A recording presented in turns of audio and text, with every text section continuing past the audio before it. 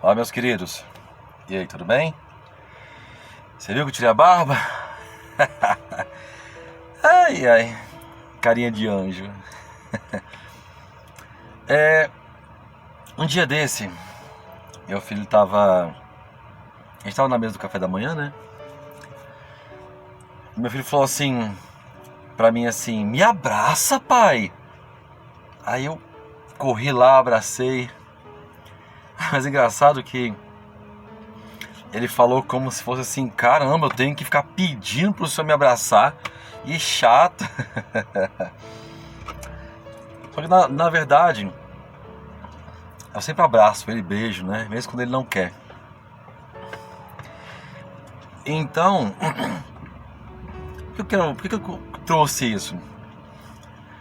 Esse pequeno momento? Porque o filho, o bebê, ele recebe o alimento, a bebida, né? No caso, o leite materno, quando ele chora. E quando ele chora, a gente sabe que ele quer. Tem pais que se antecipam muitas vezes, né? Sabe que aquela hora tá chegando, já antecipa e já alimenta. Mas o pedir, o choro, ele faz parte da gente. Esse choro muitas vezes não sendo com lágrimas, mas aquele incômodo que a gente expressa de várias formas, né? Então, e é mais ou menos isso que Deus espera da gente. Esse tipo de relacionamento que Ele tenta criar conosco. Exemplo, teve o povo, né? O povo dele que estava no deserto, dizem as escrituras lá lá em Êxodo, né? Que Deus de propósito levou eles para uma terra para eles descansarem. E essa terra não tinha água. E aconteceu que quando a sede apertou, eles começaram a murmurar contra Deus para Moisés. Eles murmuravam querendo dizer assim, não existe Deus entre nós? Será que esse Deus realmente existe? E aí Moisés ele responde mais ou menos assim, por que vocês colocam Deus à prova? É interessante que Deus ele estava tentando ensinar ao povo dele, que é o povo de Israel até então, estava tentando ensinar que eles só precisavam pedir, como um bebê de colo. Só chora, que eu vou te atender. Só que a murmuração deles, a reclamação deles vai além. Querendo dizer, existe Deus realmente entre nós? Será que esse Deus, Moisés, que você falou, que cuida da gente, será que cuida mesmo? Porque como é que Ele, no bom senso, nos coloca numa terra seca?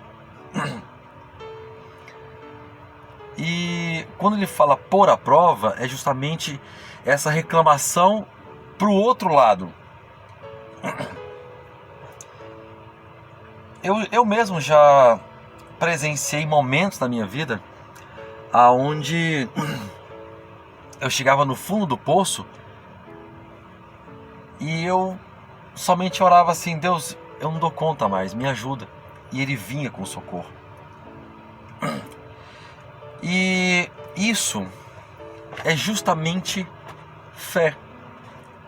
É essa fé que eu não duvido que meu pai está lá, que a minha mãe está lá. O bebê, ele não duvida que de uma maneira muito primitiva, de que ele não vai ser acolhido. Ele sabe, a criança pequena sabe que se ela chorar, o pai e a mãe vão dar. E ela sabe que se ela tiver com fome, os pais vão alimentar, ela sabe.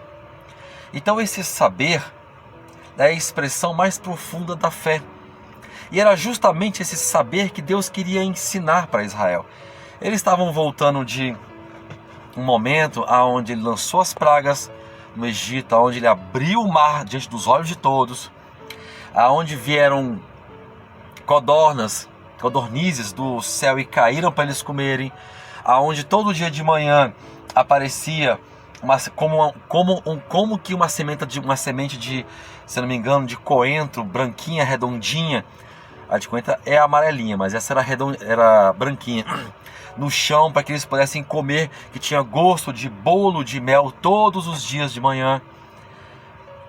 Mas a maioria entendia isso como coincidência. Foi apenas uma coincidência, e esse é o grande problema. Quando a pessoa não crê em Deus, tudo é coincidência, tudo é sorte. E isso é um perigo, por quê? Porque isso contamina os demais. Contamina aqueles de coração puro, traz dúvida aos corações. Quer ver um exemplo? O que aconteceu comigo? Quando eu fui pedra de tropeço na vida de alguém, certa vez eu estava tomando café com uma pessoa e ela me disse que não tinha comido no dia anterior, jantado. E ela estava passando por uma prova, por uma situação difícil, e ela teve um sonho que envolvia comida, mas o sonho realmente ele desenrolava para algo assim muito bom, e ela, naquele momento de dor, de dificuldade, com a fé dela, ela se segurava e falava assim: poxa, Deus, com esse sonho eu enxergo que Deus está agindo, que a minha vitória está chegando. Aí eu brincando, eu falei assim: não, isso aí foi porque você estava com fome. Aí eu ri, ela falou assim: obrigado por abater a minha fé. Na hora, ela falou brincando, mas na hora eu pensei, ela tem razão. Aí eu fiz o quê? Eu usei as palavras dela, eu validei as palavras dela e falei: realmente, Deus está agindo na sua vida, ó. Logo, logo essa situação vai se resolver. E ela restabeleceu a fé, a parte da fé que eu tinha tirado dela naquele momento específico. E é mais ou menos isso. E a Bíblia fala, né, do anjo destruidor que está próximo daqueles que murmuram contra Deus. Porque o problema não é você reclamar da situação. O problema é quando você reclama de uma forma que você diz assim: realmente Deus existe? Realmente Deus está entre nós? Realmente Deus me ama? Porque não tem lógica. Deus existe mesmo? É mais ou menos assim. Então, com esse vídeo, eu quero chamar a sua atenção e trazer à sua consciência essa situação. Que você não precisa resmungar da maneira errada. Quer resmungar? Resmungue. Só que a Bíblia nos orienta, logicamente, a sentarmos em silêncio diante do problema, porque ainda pode haver esperança. A Bíblia nos orienta a ficarmos firmes, confiar em Deus, nos acalmar e ficarmos calados. Porque diante do problema, nós precisamos saber que Deus existe e Ele cuida daqueles que são seus. Entendeu? Não se esqueça, você é como uma criança e Deus apenas quer que você entenda que Ele está lá. É só você pedir. Tá difícil? Pede. Como diz as Escrituras, que as nossas petições estejam diante de Deus com orações, súplicas e agradecimentos. Porque Deus cuida de mim e cuida de você. Então, quando for reclamar, ô resmungão, reclama da maneira certa. Se é que há. Só não se esqueça que Deus cuida de você e de mim também. Tá bom? Pensa nisso. Grande abraço, que o Senhor te abençoe e até a próxima.